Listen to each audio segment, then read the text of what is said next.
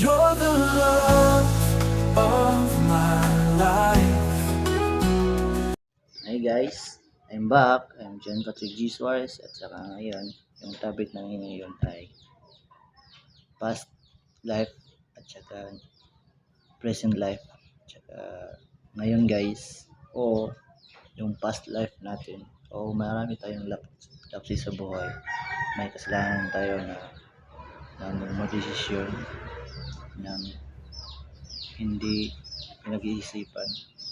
Oo guys, deep inside sa akin, naranasan ko yun noon kasi yung nagdesisyon ako na sobrang bata ko pa makapamilya tsaka okay, so may kasalanan ako sa mga magulang ko, parente ko na sa lahat ng mga relasyon ko palagi lang ako nasaktan.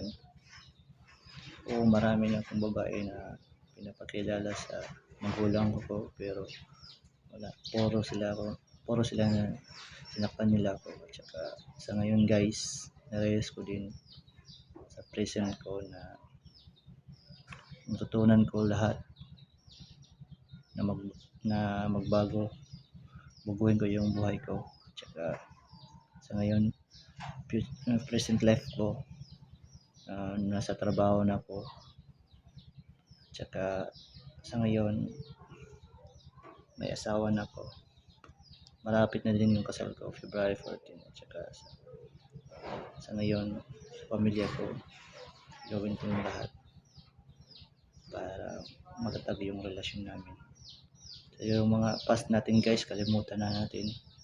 Ang importante ngayon na magbago tayo, makatulong tayo sa kapwa-tao, tsaka may bibigay din natin yung blessing natin, tsaka mag-share tayo para yung lalo magtiwala yung ibang tao sa atin. Yun lang po, huwag tayong mahinaan ng loob. Nandiyan yung Panginoon natin, nakagabay sa atin. Hi guys, please support my YouTube channel, Suarez Mix Vlog.